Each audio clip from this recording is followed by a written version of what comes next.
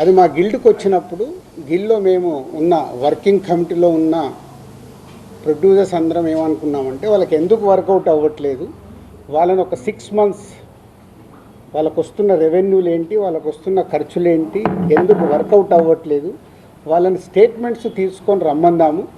వచ్చినప్పుడు అది డిస్కషన్లోకి పెట్టి నిజంగా ఎగ్జిబిటర్స్కి, ఎందుకంటే మేము అన్ని టెరిటరీలో ఉన్నాం, ఎగ్జిబిటర్స్ కష్టాలు కూడా మాకు తెలుసు.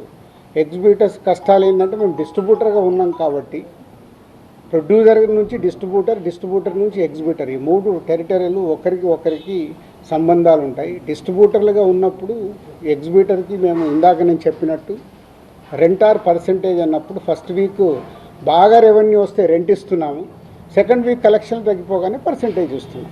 అది వాళ్ళకి కష్టమైనది, ఇది మా అందరికీ తెలుసు. దానికి సొల్యూషన్ మేము చాలా రోజులు అనుకుంటున్నాం, కానీ ఉన్న పరిస్థితుల వల్ల ప్రొడ్యూసర్స్ కూడా హ్యాపీగా లేరు కాబట్టి ఆ సొల్యూషన్ రావట్లా. సో అలా ఏప్రిల్ 26 గిల్డ్లో జరిగిన మీటింగ్ ద్వారా ఆ డిస్కషన్ అలా కంటిన్యూ అవుతూ వాళ్ళని రమ్మని చెప్దామని అడగడం జరిగింది.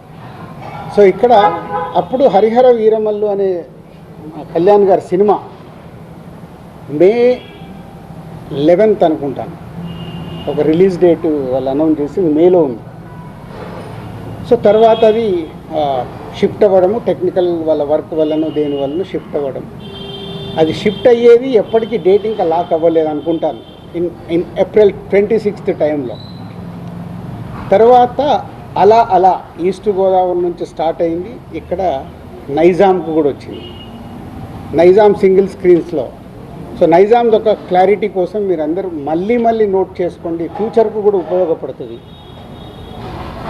నైజాంలో సింగిల్ స్క్రీన్స్ 370 థియేటర్లు ఉంటాయి, 370 సింగిల్ స్క్రీన్స్ తెలంగాణ స్టేట్ మొత్తంలో.